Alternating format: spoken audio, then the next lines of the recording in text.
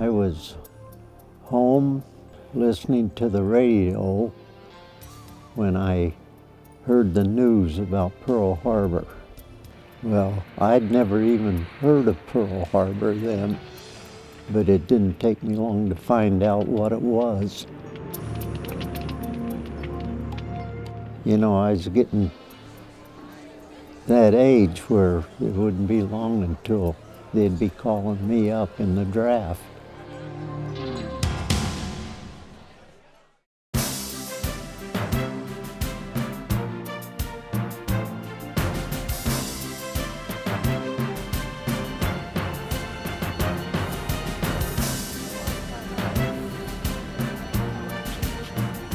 Three of my buddies and I, in November of 1942, we went to a movie, and they were showing a movie about training of U.S. Army paratroopers. And we went to that movie and to see what it was all about, and we all thought, boy, that's really something to do. And well, the following Monday, we was going to meet at a certain corner at 6 o'clock in the morning, but I was the only one that showed up. So I went down to the recruiter and joined.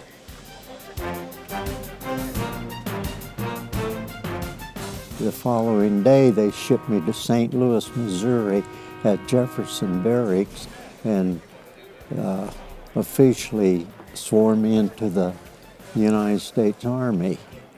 I was only there one day. I'm glad that was all, because all I did that day was peel potatoes.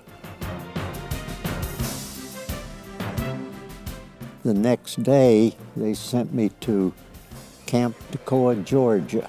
That was a paratroop training center in northwest Georgia.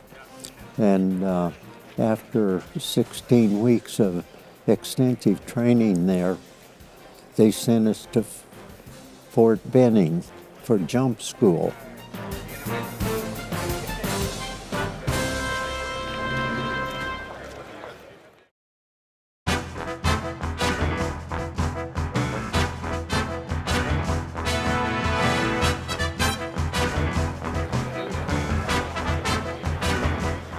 All the way through basic training and jump school training, we never walk. We always double timed or ran to where we was going.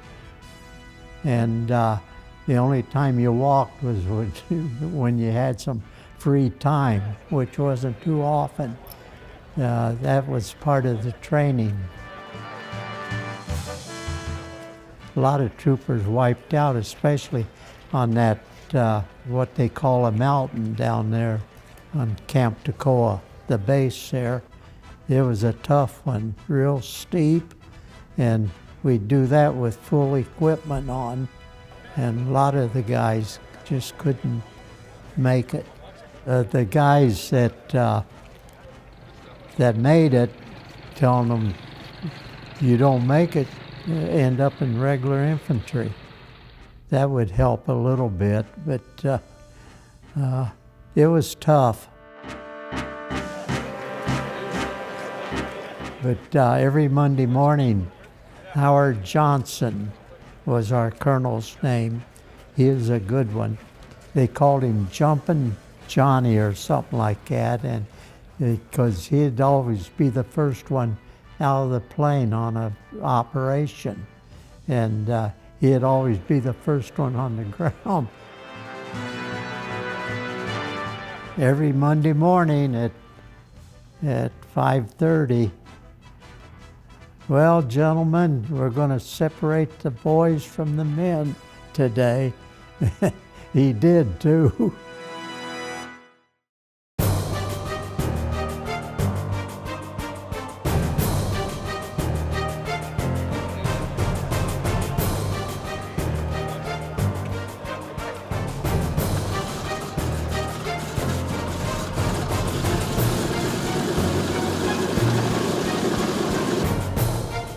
We took jump training there, and we qualified for our wings there. We had to make 5 jumps. 3 of those jumps we had to pack our own chute, but they had riggers there that taught us how to pack a parachute. After that, the riggers did all your packing when you needed a chute.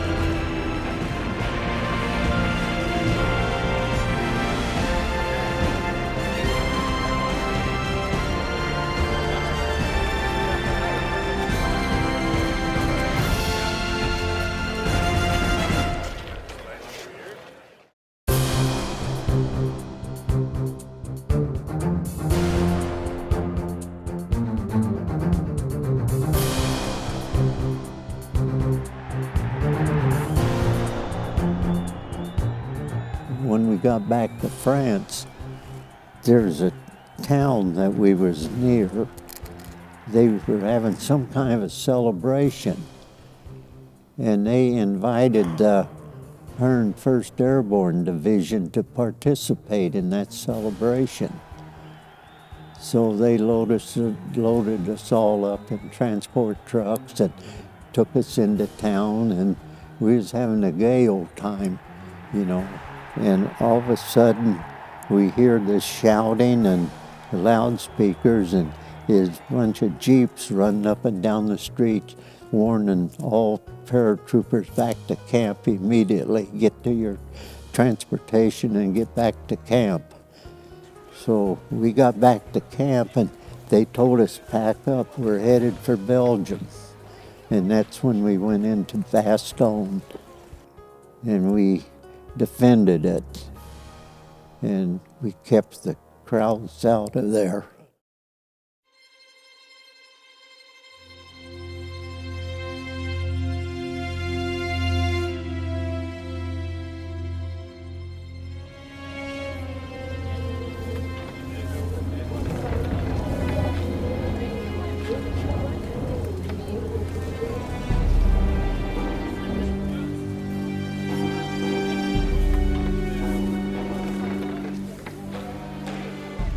When it'd be rain for days and you'd go through this mud and quagmire and try and dig a slit trench or a foxhole, you know, it was just miserable. And you had to be very careful on cleaning your rifle, because if you got mud into the barrel or the mechanism, it could create problems, misfiring. It was work being a soldier in those conditions.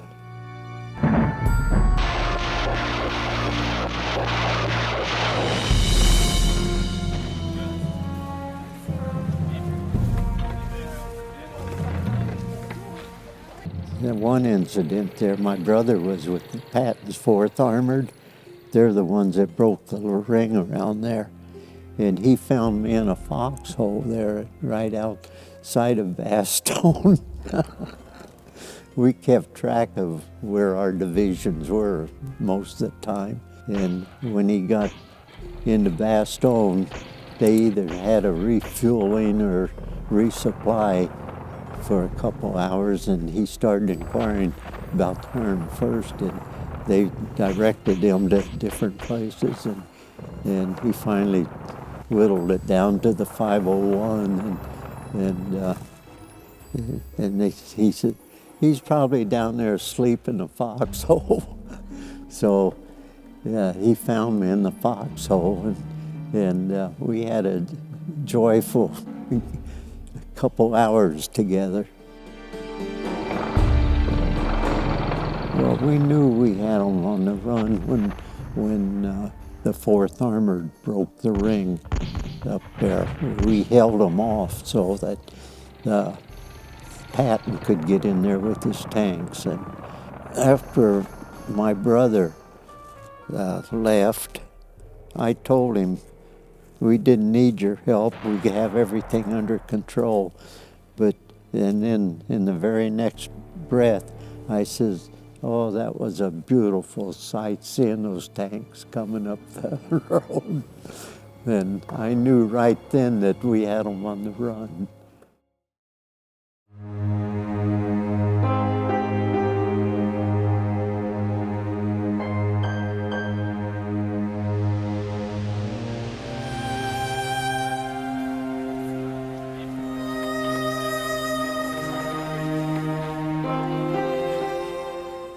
It hurt me to see the little kids, you know, what shape they were in, shaggy and dirty, and, you know, a lot of them looked like they didn't have a home.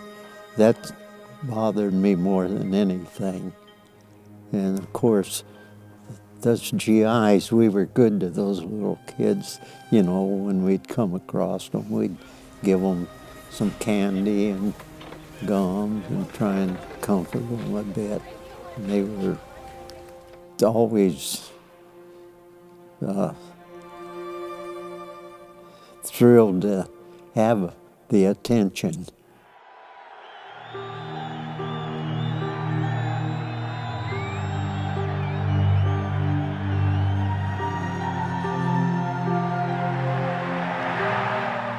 Send us back to France, get us ready to go to South Pacific. That's what the word was. We was headed for the South Pacific. And then when they dropped the big one over there, we all shouted hooray, and we was going to go home, and we had plenty of points to get home then.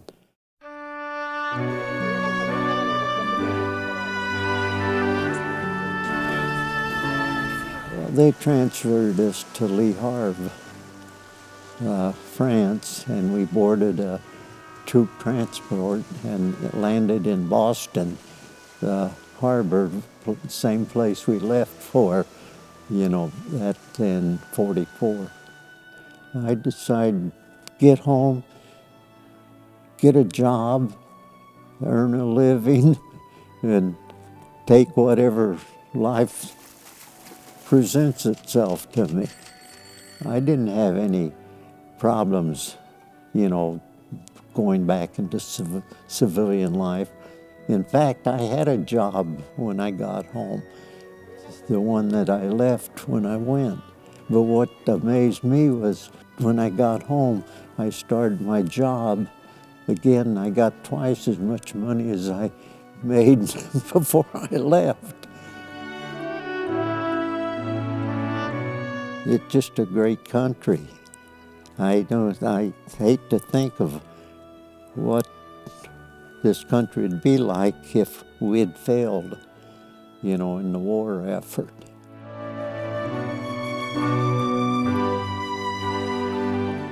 I don't think anybody can love this country any more than I do. And if I had to, and if it'd take me, I'd do it all over again.